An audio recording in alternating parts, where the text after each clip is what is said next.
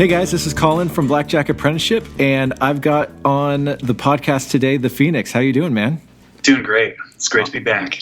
Yeah, great to have you back. Thanks for taking the time to tell us about what we're going to talk about today. But for those who don't know who the Phoenix is, we did a couple podcasts a little over a year ago.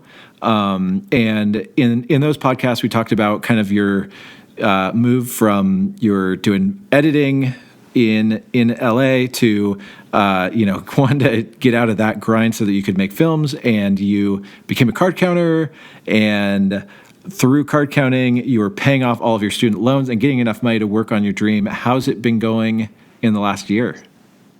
It's been going good. I've returned to LA, and I'm actually, in a sense, living the dream. I made a short film, Pinata Man. That's awesome. Yeah, and that was I've been dreaming about that for years. Put it together. It's screened, and I'm proud of it. And then just trying to continue to take risks and try to live my life to the fullest and best that it can. So that's awesome. So I want to back up a little bit. I want to ask you about Pinata Man, but before that, so how did you get, a year ago you were saying, well, if things go according to plan, you're going to reach your goal. Did it just work out according to plan? It did. In fact, I guess it sort of exceeded the initial plan. I think the initial plan was to make $250,000, which I exceeded that, but with some interesting things along the way, such as the adventure of navigating taxes, which I know we talked about. Yeah. Which in California is a little more painful than here in Washington. Wow. Yeah. And, still navigating that because it's like basically tax time right now. So you met your goal and you stuck to your word and headed back to LA? I did. Yeah. Back to LA. And I haven't actually done like really any excessive professional gambling. I maybe gambled like maybe 5 days just for fun and at low stakes since I think July 2017. Okay, wow. So it's been a good 6-7 months. Yeah, I've been a lot of like sitting on the couch playing video games, trying to make movies, and I know that sounds really attractive to some people. Like, wow, I wish I made so much money that I could sit on the couch for 6 months and play video games, and that sounds attractive. But I don't know. I guess I'm kind of hard on myself, and I beat myself up, and I always want to like have every moment be the most awesome that it could possibly be. But I'm proud of myself that I have something to show for the past 6 months, which was Pinata Man, and then also producing like a low budget horror film out here. Oh man. And just kind of learning a lot and making connections that, in theory, it's going to pay off in the future in the same way that that the connections through your community, as far as I'm concerned, paid off, which we'll talk about today. Because today we're basically going to talk about red flex. Yeah. So we'll get into that in a sec. I got a question about Pinata Man. Well, not specifically about Pinata Man, but I'm just curious what kind of the goal is. Is it like creating a repertoire of films that, or is it trying to get, it's a 3-minute short. Is it using that to try to get a feature length, or what's kind of the path? Yeah, it's kind of interesting. I feel like Robert Rodriguez might like it because with it being a Pinata Man, it's it has like a Latino flavor. Mm-hmm. So I feel like it maybe could find a home on the El Rey network.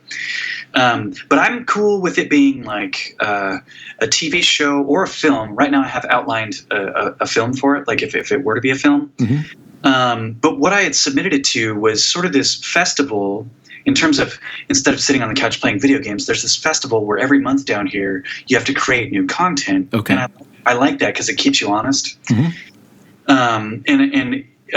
What they show 10 shows and the audience votes, and of the 10 shows, 5 shows get to make a subsequent episode. Well, I screened at this, and then they didn't vote my show in, so I didn't get forced to have to make a next episode. Mm-hmm.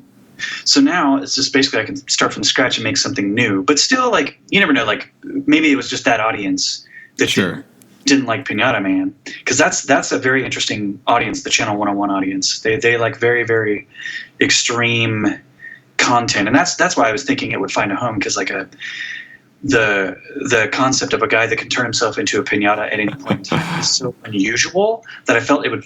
But after watching some of the content that's screened alongside mine, I realized, like, okay, my piece of content was tame compared to what some of the other people were showing. Okay, but the idea is you create art, or you create films, and you keep doing that. It's like a different form of generating EV. You're like and generating film EV. It's weird because it may seem like you're not generating EV, but you basically make a bunch of films, and then all of a sudden, next thing you know, you have a library, and people can look at it and be like, oh, okay, this guy knows what he's doing. Oh, look at these interesting, unique ideas. Yeah, this guy would be good for XYZ commercial or whatever. Awesome. Well, I'm sure people are anxious to hear about what we're going to talk about with this Red Flex bet. So why don't we start off so Red Flex is a side bet, correct? Yeah, it is. So tell me how you found about it, or how you got interested in it, or kind of, how that morphed. Well, it's very interesting. Initially, I came to, I went to, as in the other two podcasts, like I went to, 2 boot camps, figured out what I was doing wrong on regular blackjack. And in between those 2 boot camps, I remember specifically seeing a video where you and Ben were talking about Lucky Ladies. And Lucky Ladies is a side bet. And then if there is a trigger true count value from the high-low system that you can use to generate additional EV off of Lucky Ladies. And like, I remember at the time seeing that video, I was like, dude, why didn't he tell this during boot? I like, no offense. I'm offended. I felt like really, really crucial information was being withheld from me, even though it was obviously one of your videos that you created that was online. Well, the reality is you're not going to get rich off Lucky Ladies. It's like you might add $10 an hour to your win rate with it, but there's some people debate whether it's even worth playing, because it's you got to get a lot of hours in for it to be really to work out. So I don't think it was crucial information, but yeah, it was maybe a side topic that didn't come up. And how after sort of like dealing with you, and I easily got over that frustration, because like you were, in fact, I think when we got on topic and you talked about Lucky Ladies, I remember you sort of circling back to like, hey, look, guys, we made, I think it was like 95% of our money off of good old fashion card counting. Yeah. Because it's something that's there, and it's prevalent, and it's everywhere. And then there are other ways to make money, but they aren't as prevalent, so to speak. Whereas like blackjack in America is very prevalent, and it's everywhere. So yeah, it was Lucky Ladies, and I just thought like, oh, okay, Colin's just really busy. It's not like you weren't trying to withhold information. It's just. You're just, people come to you with so many different things that, it's just like, this is just something that. Well, honestly, part of it is it can be dangerous getting into the weeds, because people, it's like you need a foundation first. Not only is card counting 95% of what we did, but I wasn't ready for the other 5% with, people at a boot camp aren't ready for anything beyond just good old-fashioned card counting until they're effective at that. And so, hold back some of that stuff, not because I'm trying to withhold valuable information, but it's like, hey, first things first, let's get a winning game. And then, there might be this 5%, but some people, they get kind of, caught up in these things that really probably aren't going to make them any money. You might be the exception here, though. Yeah, I know. Yeah. So that was my initial introduction to side bet was Lucky Ladies. And then I remember, and that was in between those 2 boot camps. And then after the second boot camp, I joined a team, Nat. That's where I met JC Note. And then it was during that time, I'll just kind of like say a little bit of that narrative, of the Nat narrative. Nat, when I was with Nat, I learned about what I like to call Cerberus, the 3-headed dog, which is the 3 heads are, one is blackjack, one is exploiting casino machines, and then another is, the third is hole carding. Mm-hmm. And so like I learned about all three of those, and that was like just mind blown. You know what I mean? Like learning about all these exploits. And then there was even a talk at that time of like other side bets that you could exploit. But I remember sort of the general thought was, because I was the big Lucky Ladies pusher, because it was a group of smart dudes that came together that were all sharing this Cerberus information of here's how you can like, here's 3 ways that you can attack casinos, and all of them make money, but they're all very, very different, because blackjack is like the picking up pennies at water fountains. It's very awkward, but it's everywhere. And then it's awkward, but they ask you to leave, and then you go elsewhere. And then those side bets would kind of like go in conjunction with that, because you can. There's a whole slew of side bets that you can beat. It's all on. Well, there are some. I want to be cautious. If someone's listening to this and they're newer, don't be very, very cautious. For every beatable side bet, there's 20 that you're going to lose your shirt on, and yeah. But you can find out what's the website. It used to be AP Heat, and it got bought out by an online casino. It's like 888 Casino. 888 Casino. Elliot Jacobs. Yeah, those guys are buying out everybody's websites because they bought out BJ21 also. Oh wow! Which makes you feel a little bit weird that a card counting community is owned by online casinos, but whatever. But yeah, Elliot Jacobson would write about some of the side bets. Yeah, which is how I found out about Slingo, which I think JC and I talked about as this side bet that we beat for a couple weekends. It was pretty fun. Yeah, and then just really, I'll jump on. I had my Slingo experience as well. We'll okay. But just before we jump into that, I just want to cite one more thing from Nat.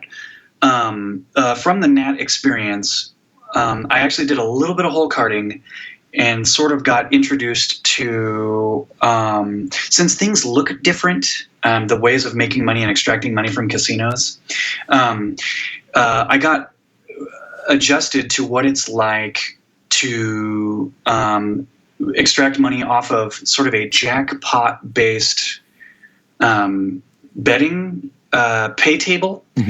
Because when we hole carded, I'll specifically say that I was hole carding Mississippi Stud, and basically when you play it, it's like nothing is happening for like what seems like quite some. It's like you're going up and down, basically breaking even on the game until finally, boom, a jackpot hits, because you can get paid 10 to 1.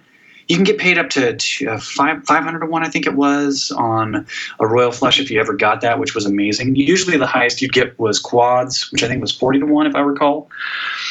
But it's like that's where all your money would come in through. It was basically like through a monster jackpot. And I dabbled with that a little bit, and I got quads a couple times and got exposure to what that was like.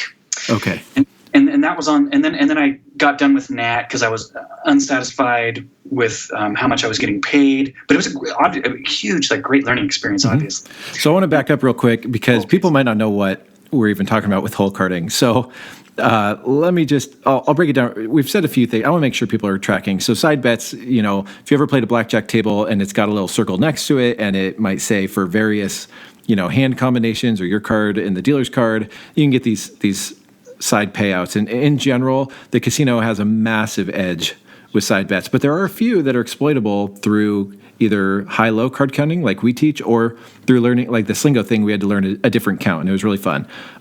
Hole carding, for those who don't know, is if you are playing in a casino and by sitting in a normal seat where you're allowed to sit, you see the dealer's bottom card, it's perfectly legal to use that information to your advantage.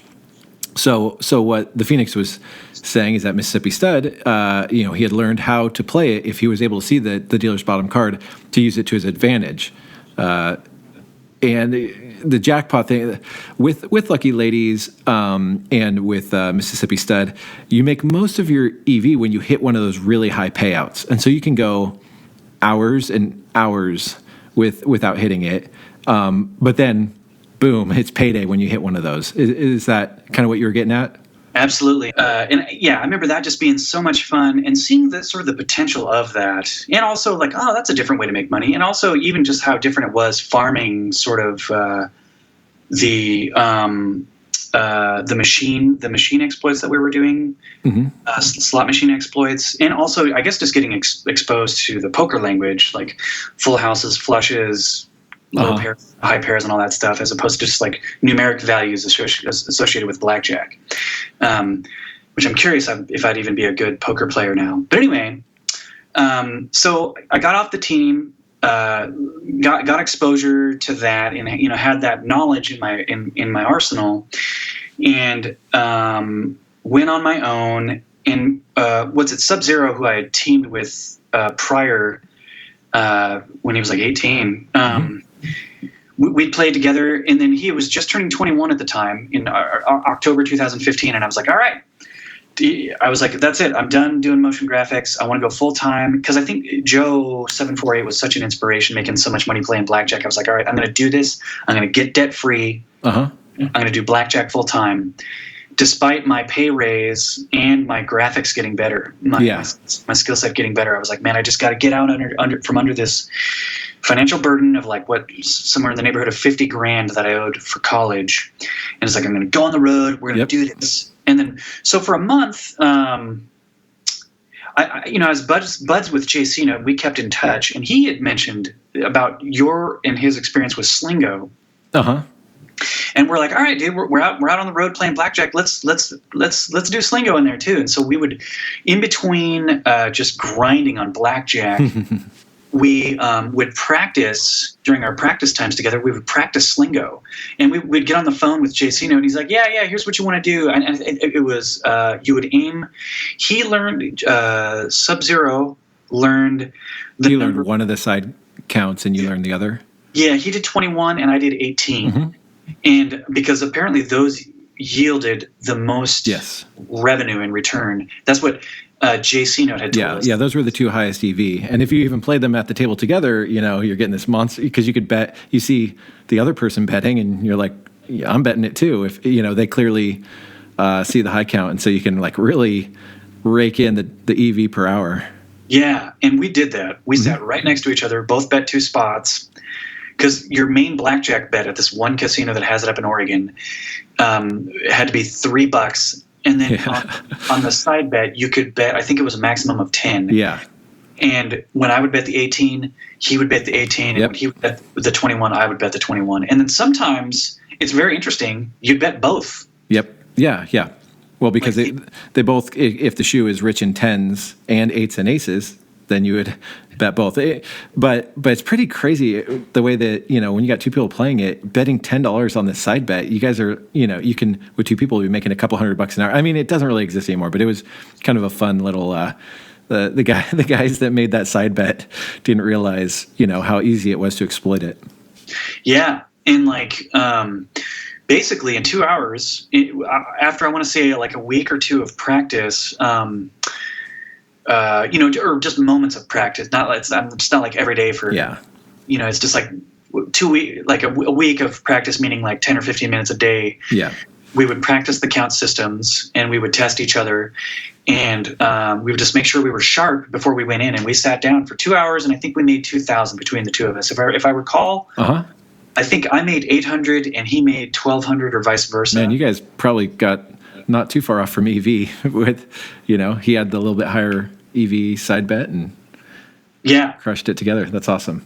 And it was great. And we were like, man, this is awesome. We went up to this, we practiced for 10, 15 minutes a day this is after being like very, very proficient on blackjack and understanding sort of the systems, how it works, what it looks like, testing it, like how should I feel, what's normal, what's abnormal, like doing all that stuff. And it was great. And then, so we it was a month, and during that time, we kept getting on the horn with JC Note, because he's just really smart, and he knew how to read Elliot Jacobson's blog, and his entries, and he just, that was successful. So it allowed us to put like a lot of trust into JC Note. And then we got on the horn with him, and he was like, dude, and we tell him that story, and we're like, hey man, thanks for telling us about Slingo. This was awesome. We made this money. We're indebted to you. We're up 2,000 because of this, because of what you shared with us. Thank you so much. And he's like, dude, if you like that, wait till you hear about this other side bet. It's called Red Flex, because Elliot Jacobson, I guess, has a sort of one article which cites all the side bets and which ones yield the most EV. Mm-hmm. And Slingo is number one. And then number two was Red Flex. And he's like, yeah, dude, there's this thing called Red Flex, man. It's in roughly Northern California. So we looked up the article online. And honestly, at that point in time, what me and Sub-Zero were thinking as I was like, oh, okay, whatever places have this, it's basically we're probably going to get another 2,000 a pop. Is what we were thinking. That'd be nice. So we're done with Slingo. We don't need to retain that skill set anymore. Let's practice Red Flex now in our spare times. Mm-hmm. And so we continued to we just basically switched the next skill set. We would drive and practice and train each other. And I remember having such a hard time. It's so weird because basically with Red Flex, the count system is red versus black. Okay, so it's a side bet that you're betting on if your cards will be, both red? Yeah, not your cards. Or both black? The dealer's cards. Okay. If the dealer's two cards will be both red or both black? Both red. So Black Flex, it does not exist. Yeah, Black Flex does not exist because, man, if that existed, oh my goodness. If you could bet either red or black, that's like betting when it's making money when it's positive or negative, just not neutral. Dude, wow.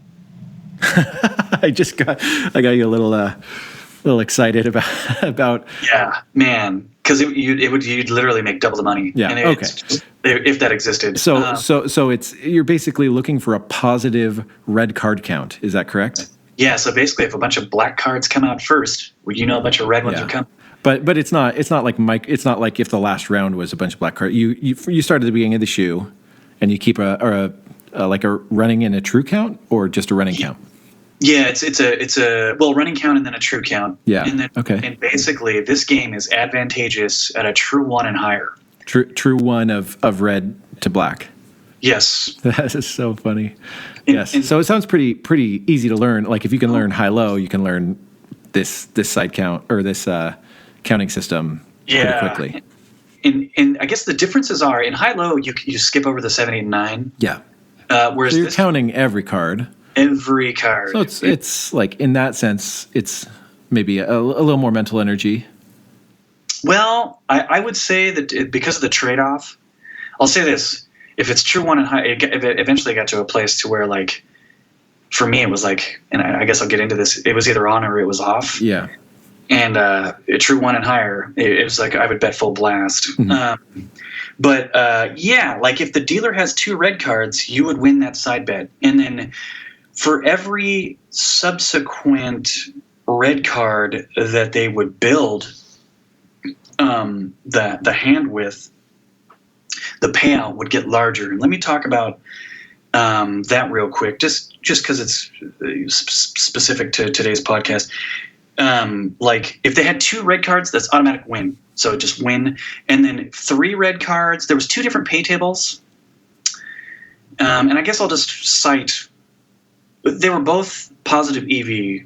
And in fact, they both at a true one and higher. What do you mean when you say 2 pay tables? Like based depending on the casino or depending upon the casino. Okay. A different pay table. Like one was maybe more valuable than the other. Yeah, because because basically, how many places? I think 5 places had this. Okay. 5 places had this with shoes that you could beat, and I think there was 2 or 3 more that had it. But they had CSMs. Okay. One at San Diego, one in San Francisco. And that's all that's coming to mind right now. Okay, so there are 2 pay tables, but either were beatable, both around a true one. Yeah. Okay. It became positive EV at a true one. So clearly there wasn't a radical difference. But at the main casino that I made an exorbitant amount of money at, I'll just say that pay table. And it's the better of the 2. But basically, with 2, if the dealer had 2 red cards, you would get 2 to 1. If they had 3 red cards, you'd get 3 to 1. So if they hit their hand and get a third red, third red card, you would get, and they didn't. It didn't matter if they busted or if they made a hand. Okay. What mattered to you is when black cards started to emerge. Let's say they have 3 red cards and then the 4th is a black card. That stops your jackpot, but it doesn't mean you don't get paid. Yeah, you get paid 3 to 1, but if it's like red, red, red, black, red, it's like, okay, you stopped at 3 red in a row. Yep, that's correct. Cool. That's absolutely right. And so 3 red cards was 3 to okay, so let me re-say this. 2 red cards is 2 to 1, 3 red cards was 3 to 1, 4 red cards was 8 to 1. And then 5 red cards was when you hit what I like to call hyperspace. It was 50 to 1. Okay. 6 red cards was 100 to 1, and the 7 red cards was 250 to 1. And then I saw one casino, in fact I think 2 casinos had it where there was an 8th red card, which I'd never anyway, with 8 red cards, you just get to grab as many chips out of the tray in 3 seconds. You got 3 seconds to just go for all the chips in the tray. Grab those chips, maybe buy a lottery ticket while you're at it, if you're doing that. But 8 red cards was 300 to 1. Okay. And I never saw an 8, and I never saw a 7. Yeah. Okay. The highest I ever made was a 6. So most of the EV must just come from, the 3 and 4 and 5 card hands. Yeah. I want to say like the 2s and the 5s, as weird as that sounds. Okay. Yeah, well, it's just going to be the odds of getting that relative to the payout for getting it. Yeah, I mean it was and so basically when you're really hitting the jackpots, it was like 5 and above. It was crazy. It was insane. It was easy count. Red versus black. How hard is it to keep that? So JC Note had told me about it, and we had practiced it, and we would go to these places, and I kind of it was an interesting vibe. So these places, meaning, so they're casinos, but they're different. Yeah, and in fact, technically, they're not casinos. Okay. They're technically, by state of California, they are technically card rooms. So it's as if it's sort of like a workaround for another casino to exist, if that makes sense. And let me tell you the legal workaround. It's as if what they're simulating as if I'm going over to your house and playing blackjack. Uh-huh. Like if I go over to your house and I want to play blackjack with real money, somebody's got to pay me if I wager my money and I win or lose. And so someone has to, quote unquote, back the game. So if I go to your house and I want to play blackjack, someone would have to back the game. So let's say you back the game. Well, your game is not good here. You're not welcome to play any table games at my house. No, I'm just kidding. So instead of it actually being a casino, it's like, oh, we're actually going over to someone's house and gambling, and this actually isn't a casino. It's actually a card room. It's someone's house. And so at these places, they have one company that provides the establishment, the building, that says casino on it, even though technically it's card room. Mm-hmm. And then there's another company that backs all the games. In fact, they have employees that sit at the table with chips. They mark their wins and losses, it's very interesting. It's like when you Vegas casino. There's not like somebody sitting on first or third base that just has a bunch of chips there. It's just you go there and it's like the dealer has the chips. It's all one entity, and that's why like in Vegas, if they have the right to refuse service, because they're like, hey, we provide the house and the chips, and if we don't like your action, just get out of here. Whereas at these places, since it's technically a card room, in order for you to be asked to leave, the house would have to not appreciate what you're doing. In theory, you'd have to be being unruly of some sort. And so there's this interesting relationship between the company that runs the house and the company that backs the game. Those are two different entities that need to work with one another, and it's a different dynamic. Yeah. Than at a casino where it's all one entity that works within itself. Mm-hmm. So, and there are people that actually game backing the games, or that's their advantage play. I know Small Cap Growth talked about this recently on Gambling with an Edge, that he was backing Baccarat. Yeah. And I actually heard about this way back in the day from Anuj, who was on a 4-man team with me. And he really wanted to do that. He wanted to back games in California at the card rooms, but we all lived in Washington and were married and didn't want to move for that one play. But these things, they've been around for a while, and it's such an odd setup. With there's the people that own it, there's the people that back the games, which have kind of turned into corporations. Yeah, and then there's the gamblers. Yep, and then there's the Phoenix. Yes. Oh my gosh. The Advantage Gambler. Yeah. I was a very different entity. And also, and I'll just one last thing about about the card rooms, in order for the card room to actually legally exist, they need to offer someone else at the table to be able to back the game. So if I go to your house and I want to play blackjack and you back the game, the way these card rooms exist, you would have to, let's say JC Note's there, you would have to offer, hey, JC, do you want to back action as he plays blackjack? You would have to offer it to him by California state rules. So they have to offer it to you. And they would always offer it to me. I didn't care. I knew how to take that corporation's money. And that's what I would do. And that was my play. I didn't really get into backing the game, but it is an advantage play because that game is designed for whoever backs it to make money. Yeah. You just have to pay a fee. You pay a fee to the house. So you have to be getting enough action to cover the fee, yes. and to be worth your time. And I know there's some math behind it, whether it's worth backing those games. But okay, so you're comfortable with the card rooms. You've learned the count. And then, but you're thinking this is going to be this small play. I mean, hey, $2,000 for 2 days, that's not bad. But you're thinking this might be a short-term thing, like Slingo, correct?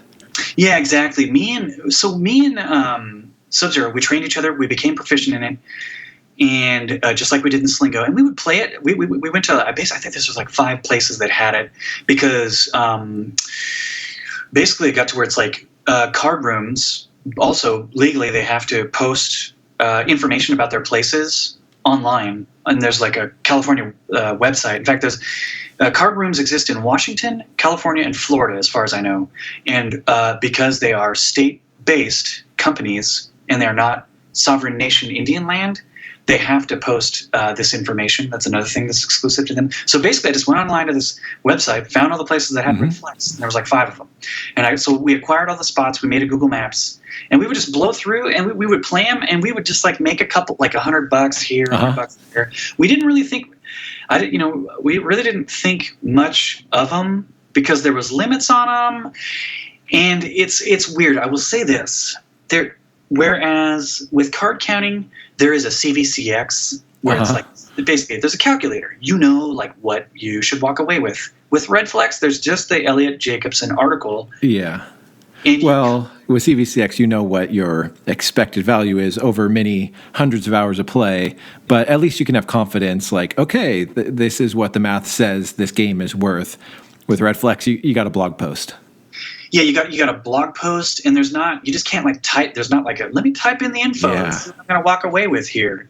And so we dipped our toes in the experimental water and made a few bucks here and there, and we were just this is kind of cool. It's kind of nice little tidbit. And they weren't, because of the nature of them not being Vegas-like casinos, and since the jobs are split between the house and the corporations in terms of backing games and who we were taking money from with our exploits, there wasn't hostility toward us. But at the same time, for us, we were are we really is this really are we gonna make money here? Is this really a good? Yeah, you're wondering thing? If you're wasting your time or not. Yeah, and that was sort of the climate. And then, so me and Sub-Zero, we experimented. We paired together for a month. And I remember Thanksgiving, we took a break. And then after Thanksgiving, between the two of us, we parted ways because he made $13,000 and I lost $1,000 within that month. And at Red Flex, or you just mean at card counting in general? Between all those. Yeah, the team, the 2-man team. Slingo, Red Flex, and Blackjack. He was the big winner. You were the small winner. And so we parted ways, and I think because, to be fair, I think he thought I was dead weight, and that's that's like if you look at the results, you looked it, but I've been the dead weight before. You play long enough, any card counter can be the dead weight in the short term, but fair enough. So you guys parted ways, and then parted ways, but still we hadn't burned those stores. Yeah, and so the Red Flex stores.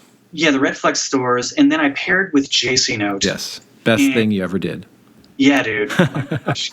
Great record keeping, phenomenal discussions, great business partner, like my best working partner ever. And then we hit like a huge blackjack, just straight up blackjack run. Yeah, card counting, where it was like just regular card counting, $60,000 in a month, which was like beyond my wildest imagination, and that was awesome. And then finally, I'd kind of like burned all the stores in Washington, and I was like, well, let me head back down to California, which I'm still paying rent down there. And then I took like a little break, and I think I did some special effects for some guy's movie or whatever. Then after that, I was like, all right, back to hitting the tables. And me and JC Note were still paired together. We were loving how much money we were making, and I rolled up to Northern California because I basically, when I was in Southern California, had burned everything in Palm Springs and San Diego, which is kind of like what's available to me down there. And there's not like Red Flex card rooms in LA, but there are the card rooms in LA. And so I started to head north, and that's where basically in Northern California all the Red Flex shops are. Yeah. And then some of them would kick me out straight away. Like I'd win a little bit of money and they'd kick me out like a regular casino or wouldn't sweat my action. Mm-hmm. But then there was this one place, Capital Casino, that just let me keep taking their money. And I remember there was like a 2-week period. And I was like, well, what's great here is they're letting me take their money. And I remember after a week, I had made, I think it was like $3,000 or $5,000. And based off of my continual discussions with JC Note, who was basically like Q, I was James Bond and he was Q. And he would do all the technical looking at Elliot Jacobson's article and our experience, with whole card and jackpot based pay tables. The first week I was right on EV, and I think it was like $3,000 or $5,000 that I'd made. And I was like, wow, this is great. Oh yeah. In fact, I think I recall $3,000. And then the next week I gave $2,500 back, and I was like, man, I don't know if this is working. It's funny because with your time card counting, I would expect you to. Is it just that it's uncharted territory? It's not as known as card counting. And if you think about it, just coming off of $60,000 regular card counting. Yeah. And so it's maybe you should get back to the out of the card rooms and back in the casinos. Yeah, back into the regular casinos. But then it was like 2 months of breaking even. Wow, man, that would be hard to just keep playing for, week after week of a kind of not really a known game. But let me explain it. It was 2 weeks of only making $500 on Red Flex, and then it was 2 months of regular blackjack. Oh, okay. Breaking even. Oh, okay. And then I went up through Northern California and went over to like the remaining stores in Washington and circled back down and spent 4th of July with my family. And then conveniently, all of a sudden hit like a huge, and so let me explain sort of the combination of things that led me to return to Red Flex. Yeah, I'd spent 4th of July with my family, and then right after that, I was heading south because basically I felt like there was still maybe a few places in Washington, but I'm like, forget it. I'm just going to head through California, and I'm going to I was heading towards Arizona and New Mexico.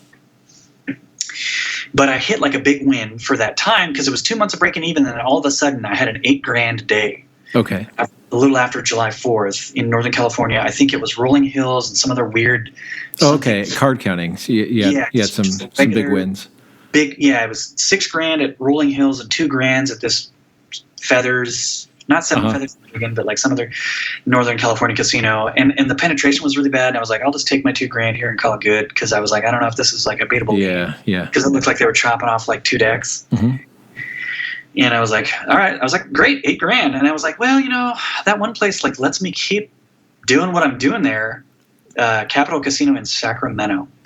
And I was like, I guess I'll just keep playing there. The Red Flex. Yeah, I'm going to go back to Red Flex because of their leniency. Uh-huh. And my thought was, this was the thought at the time. I was like, well, if they're lenient, I have better results at casinos during the week. I'm sorry, during the week when it's like, because like if you go to Vegas and you're like a high roller hitting a casino hard midweek on a Wednesday, you know what I mean? It's going to draw a lot of attention. Yeah. So you're thinking count cards on the weekends, red flex it during the week. Yep, that's absolutely right. That's exactly what I was thinking, because like if they're going to put up with my action all day midweek, let's do red flex, and then on the weekends I'll go to Reno and Grayton, which is basically San Francisco and Reno, because both of those were 2 hours away from Sacramento, and so I was like, all right, cool, great, let's do this, and then sure enough, I hit my jackpot hand. Okay. I hit a jackpot hand, a red flex hand, one of those. In fact, it was a 6-1, and I made 10,000. It was only a 6-1. It wasn't like a 250 to 1. No. Six red cards. A 6 card. Okay, got it. Which is 100 to 1. Okay. 10 grand on a $100 bet. And I was like, and I never looked back. I was like, wow, okay. And then I never looked back. Basically, what do you mean by you never looked back? Like, well, I stayed there. For 4 months, I stayed at Capital Casino because they kept letting me play. But you like your results started to catch up. You mean with? Well, yeah, because like all of a sudden, in one day it was 10 grand, and that was part of the conversation with Jay Cino. Yeah. When I talked to him, he was like, "Dude, you're just like one or two hands away from. You're just one or two jackpot hands away from EV. You're just not hit." And he knew that. He knew that from whole card. It's the same. Just Lucky Lays is the same, where you get the majority of the EV from the big payouts, which is if you get 2 Queen of Hearts. There's like a bigger one, which is 2 Queen of Hearts with the dealer blackjack. That's like incredibly rare. But the 2 Queen of Hearts is like the big payout. But you go hours and hours without getting it, but then when you get it, you catch up. All your profits catch up. The EV catches up. Yeah. So he knew from experience, like, oh, it's not that it's not working. It's that you kind of like break even or slowly lose money, and then you hit a jackpot hand, and all the math catches up. Yeah. Awesome. And it's yeah. So like that, all the combination of all those things. That's I basically stayed at this place. Like from that point forward, I stayed at one place for 4 months. I think I danced between going to Grayton and Reno for the weekend. Eventually, it turned. Basically, I ended up staying at one place it was in Capital Casino in Sacramento for 10 months. Okay, so you just milked this red flex for 10 months straight. How many hours a week do you think? I think it's 25 hours a week. Okay, so that's a part-time job. It's still not like 60 hours a week, but that's awesome. Yeah, and for the first 4 months, I would just stay in hotels because it's like, oh, okay, well, I'm going to get a hotel either in Reno or San Francisco on the weekend, and then eventually I got to where it's like, man, this is insane. Like 70,000, 100,000 in of money that I've taken off this place. I eventually got month-to-month rent. Yeah. It totally makes sense. Yeah, and I was like, this is an expense I can afford, because even if they're like at the beginning of a month, like, hey, because me and Jay Cino would get on the phone because he'd be in on some of the banks and he would get some of the money, some of our spoils, and he knew about it, and he encouraged me to keep playing it, and he would be like, dude, we would just laugh and be like, when is this going to stop? It's crazy. Yeah. So let me. So it was 10 months, an average of 25 hours a week. And at first I would ramp, and then eventually I got since I built up so much money, it got to where I just played at full blast, because the most you could bet on a red flex bet was $300. Okay, so at a true one, you're betting 300 on red flex. Yeah, true one and higher, just boom. Yeah, we're betting. We're not ramping. We're not like doing a true one bet. No, it's on or it's off. Mm-hmm. And so like even calculating true counts just got out the window. And how much did you make over this 10 months? Over the 10 months, I made. I took $284,000 home, And then another topic I want to talk about here is I tipped 26. Okay, I'm sorry. You tipped how much? 26,000. Okay, so I want to talk about that in a second, but I'm just kind of curious. Did you work out the EV per hour at the end of this whole thing? I did, and I think it's $400 an hour. Nice. Is what it was the entire run. When I ramped, it was $200 an hour. When I went full blast, it was $600 an hour. Okay, so it all worked out to 400, which I actually just calculated my lifetime EV for card counting as soon as I started calculating it, which is by the time we'd grown a little bit of a bankroll, maybe 100K bankroll, but it's like $430 something an hour.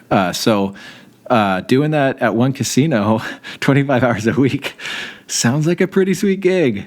Yeah, it was, and and basically I'd park it there. I'd sit around and play a bunch of video games, and I did things. And it's kind of like, well, I guess I'll go to work today, and all of that sounds amazing. Kind of like, wow, I'm like bored playing video games. I think I'll just go down the street after cooking my own meal. All of that sounds awesome because, man, like if you've seen my Life on the Road segment, of it's like card counting is very grueling, and it is very, very hard work, and it's a lot of Denny's, and it really wears on your soul, all those back offs. Whereas like this place, they let me get to the long run, and I kind of slowly transitioned into being a tipper. Obviously, I've mentioned like in the end, I tipped 26,000, but it's so weird because all other places, it's like, casinos, they'll just kick you out basically straight away. To where you can't get on a long run at a place, so there's no point in tipping. So you're saying you were strategic about you didn't become a tipper, meaning like, oh, hey, I'm getting so rich, let's just spread the love to all the dealers. It was a strategic decision. Yeah, because basically what I felt like I was paying for was, I was like, okay, if I'm gonna quote unquote show up to work every day, I don't want people to be mad at me every day. Well, yeah, it could take one dealer to ruin. I've had that. There was games that we were playing that had an edge off the top, and one dealer, she was upset, for whatever reason, she ratted us out. And so I'm not saying go around and tip every dealer because of that one. I'm just saying all it takes is one dealer that doesn't like the look of your face or whatever. They can end the gig for you. So you felt like, hey, I've got a gold mine here. How did you come up with your tipping strategy? Well, it was really interesting because I was like, man, what? Because since it's such like basically new territory, and you feel like you're just wasting money tipping as a card counter. 26,000 saved is 26,000 earned. I know. Yeah, there's 26,000 that I could have earned. But at the same time, you felt like, hey, this is making me a much greater return by prolonging the place. Yeah, because here's kind of let me get into this. Basically, just me on my own. At first, I was like, okay, I don't want them to be mad at me every day, and so that's what I'm paying for. That's what I'm going to tip for. If they're going to be nice to me and let me, like, I think I was like 30 grand in, and I was like, if these guys are going to be nice to me and let me play, I guess I will turn over a new leaf and give a little back. You know what I mean? Mm-hmm. And then it was like, well, what is? And I would go home some nights tipping more than I made, and I was like, wow, what? So what? I have to draw the line somewhere. Yeah. What? And so I figured out, I was like, okay, this is what it's going to be. It's going to be 10% of my sum total of everything that I know that I've made. So after you've made X amount, not of EV, but actual value. Yes, of actual value is ultimately what it ended up being. Because at first when I was ramping, the EV and AV calculations that we did in my spreadsheet were like spot on. Mm-hmm. And I would just make sure that both of them matched, the EV and the AV. And in fact, I would never, if my AV was down, I wouldn't tip the EV amount. It would have to be what EV amount that I knew that I generated. Well, anyway, whatever. In the end, it got to where it's like the only thing I had EV and AV, but it got to where the AV was so much higher than what my EV calculation was because I didn't know what the accurate EV calculation was anymore for it going full blast, that I was like, okay, I'll just get close to the actual value of what I've made and try not to go over. But sometimes what would happen is I would sustain like a huge loss, and then I would have tipped more than 10%, if that makes sense. And then what I would do is I would not tip, and I would wait till I won the money back and then tip. And then at the end, basically there was so then I came up with a formula for how I would tip. So I knew it was 10%.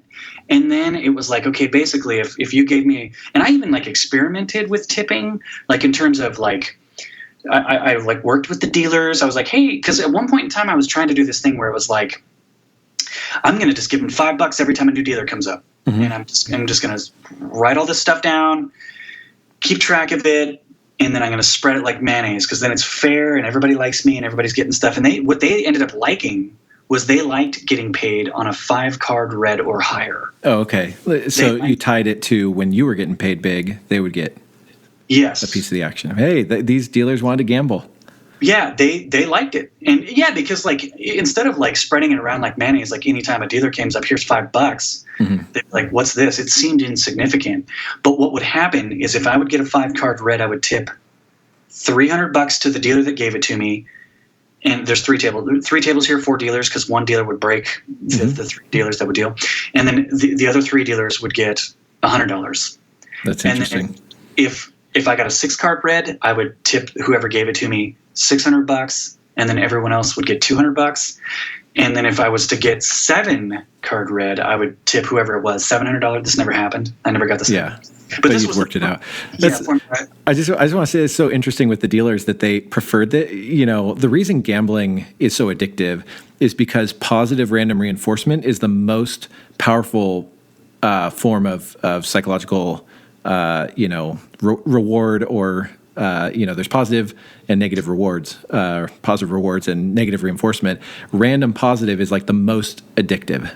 But that's what you were giving them. They didn't know when it would happen, but every so often they'd get this big payout. And, like that was more psychologically powerful than just getting paid $5 here and there. It's just interesting because we as card counters, we want to not think like gamblers. We want to think in terms of EV, but hey, these dealers, they thought like gamblers. Yeah, dude, they wanted it. And like everybody knew what I was doing. The dealers knew what I was doing. The corporation knew what I was doing. And then I found out later that all this tipping that I'm talking about, I didn't know. So for me, I'm like, okay, here's my 10% tax that I am giving myself to have a pleasant work life. Does that make sense? Like that's what I thought I was paying for. Mm-hmm. That's what I agreed to. They loved me. They would make special exceptions for me. I'd come in at 4 a.m. or whatever random time I would be up because I don't have kids and girlfriend. And they'd keep an extra table open for me. They went out of their way for me. Yeah. And I found out later that the tips had a trickle up effect, meaning it wasn't just the dealers that would benefit from my tips. It was basically the floors, which is the equivalent of that from a regular casino is a pit boss. Mm-hmm. They would get a percentage of all the tips that I did for the dealers. Okay, dude. So this is really important because I'm like terrified. People are going to listen to this podcast and be like, oh, so what I need to do is tip a ton. No. It's like, man, very few card counters I know tip much at all. It's so dangerous. There are plenty of card counters that tip away their edge, so, yes. But you had found a game where you could, generate whatever it was, 10,000 a week or something, maybe not that much, but $5,000 a week in and week out. And, but it was at one place where it's the same crew, the same dealers, and even like their equivalent of pit bosses, like their being on your side was directly related to your longevity. Yes. Which is not normally the case with tipping. But even then, you found a 10%. 10% would keep them happy, which kept you generating EV. So anyway, I just wanted to break that down for people so they're not thinking the solution here is to go out and start tipping in casinos. Good Lord, do not. I just, because for me it took, I want to say of the 10 months, I think it took me like 3 months to finally come around to being like, well, I guess this is a different. I guess they haven't kicked me out yet. I guess I can afford to, because I knew if I tipped, I'd still be ahead a bunch at this place. And I like slowly, and then I had to figure out what it was. Yeah. And then I had fun with it. Yeah. Because it's like, oh, okay, here, you know what? Here, In fact, I worked with them because I was like, instead of me spreading it around like mayonnaise in small amounts, they wanted the jackpot payouts, and I worked with them, and it was I can't even remember who I paid what. And then, so with that payout where it's like $300 on a 5-card red and above, and all those payouts and stuff, there would still be money left over. And then what I got to where I was doing is I was, when holidays would roll around, I would make custom cute, like whatever the excess amount of that 10% that I knew that existed, I would do sort of a holiday tip. So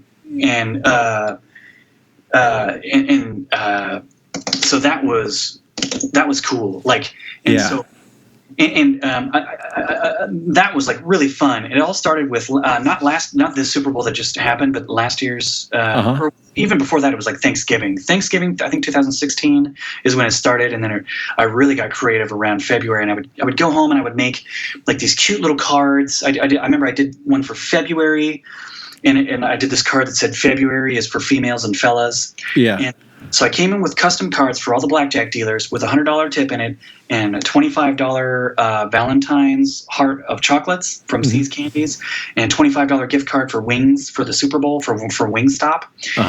And so I did that one. It just got all the dealers to be even more on your side. And And it's just a nice thing to do when you're milking them for, a couple $100,000 a year or whatever. It's a nice thing, or whatever it was, 280 something grand. $84,000 in 10 months that I walked away with, and 26,000 that they got. Yeah, so over 300 total. Yeah, dude. And so and it was very interesting for me. It was just so not like the rest of card counting, where it's like you grind, people kick you out, they have attitudes, you eat a bunch of Denny's, you have a miserable experience at hotels. Instead, it's like, well, I guess I got really complacent because I thought they were going to let me. In fact, how at the beginning of this where it's like, oh yeah, I reached my goal, I exceeded my goal. Part of it was like, you kind of get to this place where it's like, oh yeah, I'm going to stay here and I'm going to keep wafting in this money, and I'm so glad that they eventually asked me to leave. So like all good things, it came to an end. Yeah, and what I think my suspect of what happened is I think the company that backed the games literally complained about me a bunch. But if like dealers are getting money, and then floors, aka pit bosses, are getting money off that, and then general managers or the people that kick you out, they get money off of the floors. Like basically, some trickle up effect lining. Like it's unknowingly. It's just the people backing the game are getting crushed. Yeah, they're getting mad at me, and what I think happened is that the owner of the card room, the owner of the house, I think he got a discussion from the corporation that backed the game, and they said like, hey, look, if you keep allowing this guy to play, I think we're going to stop backing your game, and like they are more valuable to them than I am to them, if that makes sense. Well, then you are, even in theory. Obviously, you're not valuable to them at all. But yeah. Well, I tip. Oh, I see. Oh, you were valuable. Yeah, by the tips. But they need to have a backer of the game to get tips at all, and that makes sense. And I'm glad that I kind of feel like it's like, okay, kind of like God's given me a hand, like, hey, go back to LA and like follow your dreams now, and that's kind of where I'm at.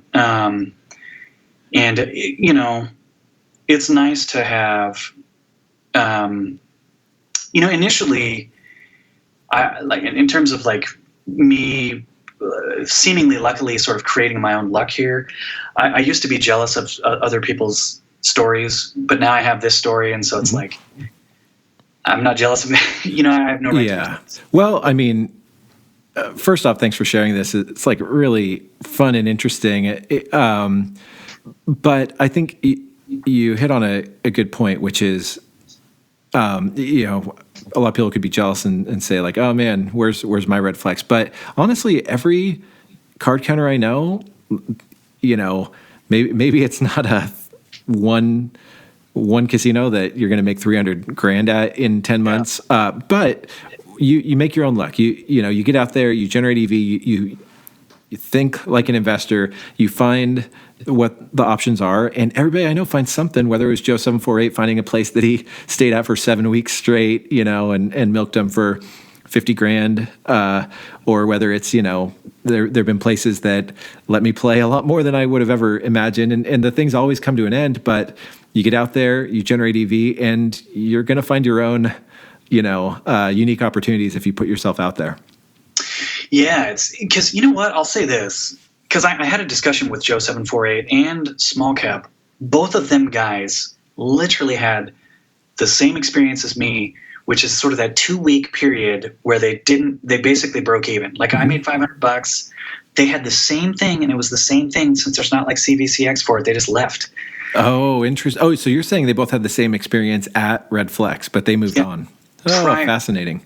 Yeah. And so like for me, I was like literally only because I was in the area, JC Note had talked to me, had kind of nudged me in that direction, and my prior experience with jackpot payouts with him on Nat, and just happening after July to hit like $8,000 in regular blackjack. Because my thought was like, well, if it's another 2 weeks of me only making $500, that's not the end of the world. This is at least worth coming off of an $8,000 win. I'm like, this is at least worth at least taking the time to invest in, to get and made that $10,000 and never looked back. Yeah. 284,000 later, it's like, wow. And this isn't the only thing. There was that Magic, what was it called? Magic 21 or something like that in Colorado. And that thing existed for years before someone, finally analyzed it, figured out how to beat it, and in like weeks beat it for 6 figures. It's to the person that understands EV and is willing to investigate and, take the time and the energy to do it, to them go the spoils.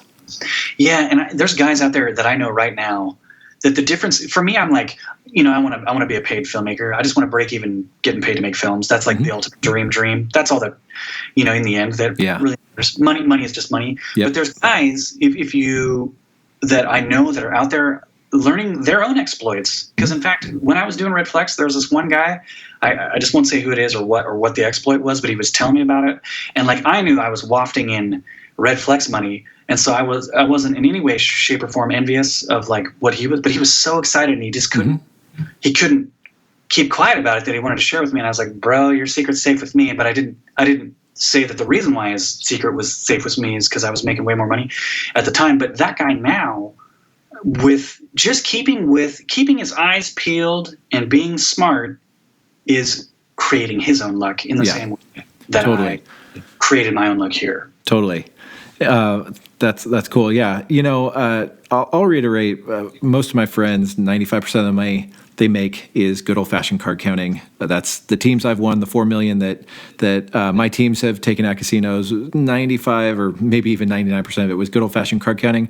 But it's good to know the other options that are out there, or even Red Flex. It was card counting. It was just not high low. It was red black or whatever. So be informed and keep your eyes peeled. Be smart. Run the numbers. But there are. This isn't going to be the last side bet or game that's offered that can be absolutely crushed. Yeah. There's other. I guess in a way it's like I want to continue to create my own luck with movies. You know what I mean? Like, absolutely. And like force it. But you have to be committed. And be okay with like some experiments not working out. Like I had a bad experience with video poker on my own. Actually, I think I think 11,000. Oh wow, something like that. But still, it's like, that was a fit. And honestly, prior to card counting, I lost 1,700 martingaling. Yeah. Well, learn how to have the advantage. But if you've got the advantage and you keep generating EV, it's going to work out. So keep generating filmmaking EV, and I want to hear back from you, another year or so, and hear how that's paying off. Yeah, for sure. It's great. Awesome. Well, thanks so much for taking the time to share this story with us. If you guys didn't listen to the other podcast interviews I did with the Phoenix, you can check those out in the members area. And you're done with helping out with the boot camps because you're doing filmmaking full time. But thanks so much for still taking the time to share all this with the community, and hope to keep in touch. Yeah. Thanks so much. Awesome. So if you guys want to check out the rest of what we have to offer, the podcast, the videos, the training drills, all that stuff, it's in the membership area. And until next time, keep generating EV.